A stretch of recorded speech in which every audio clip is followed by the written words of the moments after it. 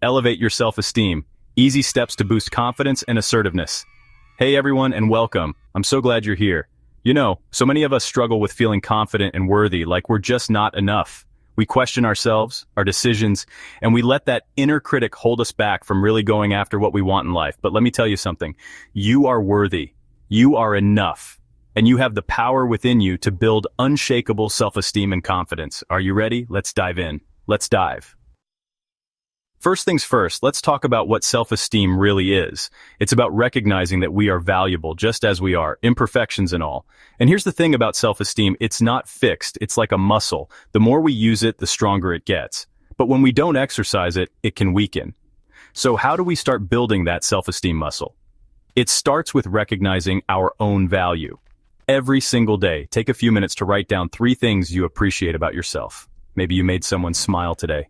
Maybe you finally tackled that pile of laundry. Or maybe you simply showed yourself some kindness when you were feeling down. You are worthy, my friend. Never forget that. Let's be honest, we all have that inner critic, that voice in our heads that loves to remind us of our flaws, our mistakes, all the ways we don't measure up. It can feel like a constant loop of negativity, but here's the thing about that voice. It's not the truth. It's just fear talking. It's fear of failure, fear of rejection, fear of not being good enough. And the more we listen to it, the louder it gets. So how do we quiet that critic down? We start by becoming aware of it. Pay attention to the thoughts that pop into your head throughout the day. When you notice a negative one, don't judge yourself for it. Just acknowledge it. And then challenge it. Ask yourself, is this really true? Is there another way to look at this situation? You have the power to change the conversation in your head. One of the best ways to build self-esteem is to set ourselves up for success. And I don't mean setting these huge, daunting goals that feel impossible to reach. I'm talking about those small, achievable wins that remind us of our own strength and capability. Because here's the thing, every time we accomplish something, no matter how small, it sends a message to our brains that we are capable. It reinforces that belief in ourselves and gives us the courage to keep going. So, what's one thing you've been wanting to do, something that would make you feel proud of yourself? Whatever it is, break it down into smaller, more manageable steps. Celebrate those wins. Don't downplay your accomplishments or brush them off as no big deal. Finding your voice. Let's talk about assertiveness for a minute. Because true confidence isn't just about feeling good about ourselves, it's about having the courage to show up authentically in the world. It's about setting boundaries, speaking our truth, and advocating for our needs with respect and clarity. And let's be real, being assertive can be tough, especially if we're used to putting others' needs before our own. But here's the thing, you deserve to have a voice. You deserve to be heard. And learning to communicate assertively is a game changer when it comes to building self-esteem. Start small. Next time someone asks you to do something you don't have the time or energy for, practice saying no with kindness but without making excuses. Another powerful tool for assertive communication is using I statements. Instead of saying, "You never listen to me," try, "I feel unheard when I don't feel like my perspective is considered." Remember, assertiveness isn't about being aggressive or demanding. Body language matters. Have you ever heard the phrase, "fake it till you make it"? Well, when it comes to confidence, there's some truth to that.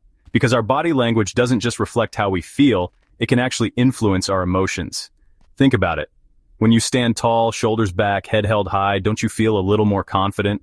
Our bodies and our minds are constantly talking to each other, so why not use that to our advantage?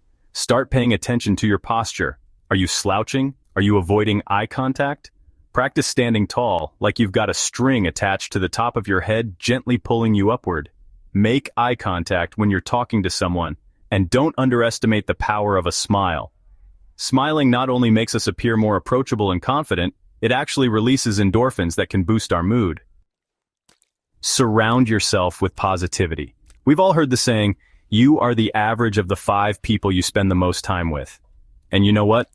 There's a lot of truth to that. The people we surround ourselves with have a profound impact on our self-perception, our beliefs, and ultimately, our happiness. Think about the people in your life. Do they lift you up or bring you down? Do they celebrate your successes or minimize your accomplishments? It's not always easy to admit, but sometimes the people closest to us can be the ones holding us back from becoming our most authentic, confident selves. So how do we create a circle of support that truly nourishes our souls? It starts with being mindful of the energy we allow into our lives.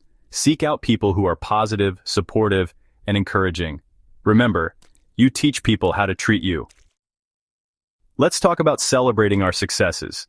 Because here's the thing, so often we're so busy rushing on to the next goal, the next to-do list item, that we forget to pause and acknowledge how far we've come. We downplay our accomplishments or brush them off as no big deal. But here's the thing, celebrating our wins isn't about being arrogant or boastful. It's about honoring our efforts, acknowledging our growth, and reinforcing the belief in ourselves that we are capable of achieving great things. So, how do we become better at celebrating our successes? It starts with noticing them in the first place. And I don't just mean the big milestones. I'm talking about those small, everyday victories that often go unnoticed. One of my favorite ways to do this is to keep a success journal. Every day, write down 3 things you accomplished that day, no matter how small. Remember, celebrating our successes isn't about vanity, it's about self-love. Let's talk about the foundation of self-esteem, taking care of ourselves. Because here's the thing, it's really hard to feel good about ourselves when we're exhausted, run down, and fueled by caffeine and sugar crashes. Our physical health and our mental health are deeply connected. When we prioritize our well-being, we send a powerful message to ourselves that we are worthy of care and attention. And I get it, life gets busy. We're juggling work, relationships, family, and a million other things. But self-care isn't selfish, it's essential. It's about filling our own cups so we can show up as the best versions of ourselves for the people we love. So what are some small steps you can take today to prioritize your well-being? Maybe it's going for a walk in nature, taking a long bath, or simply saying no to that extra commitment. Movement is also incredibly powerful for boosting our mood and self-esteem.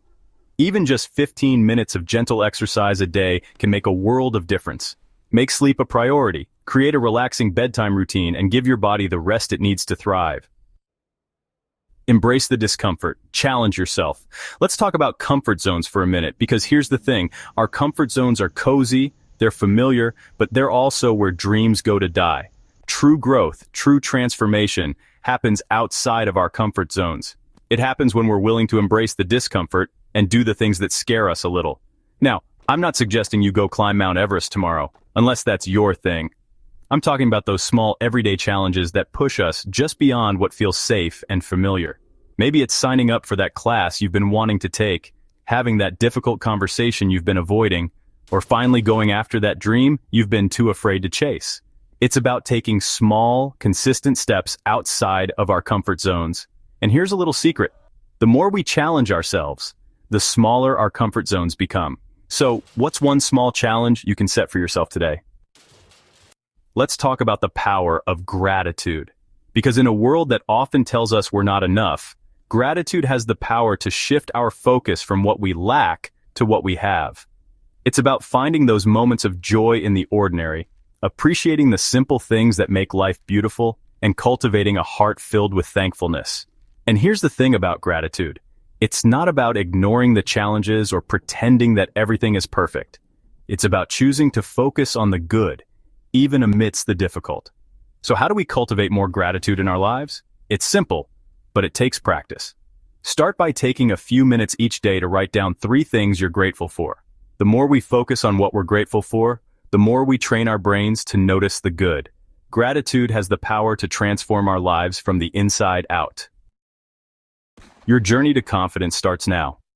Remember, building self-esteem and confidence is a process, not a destination. It's about showing up for ourselves every single day, choosing to believe in our own worthiness, and embracing the beautiful, messy journey of becoming our most authentic selves. Start small. Choose 1 or 2 of these steps to focus on this week. You are capable of creating a life you love, a life that feels aligned with your values and your dreams. I'll see you next time.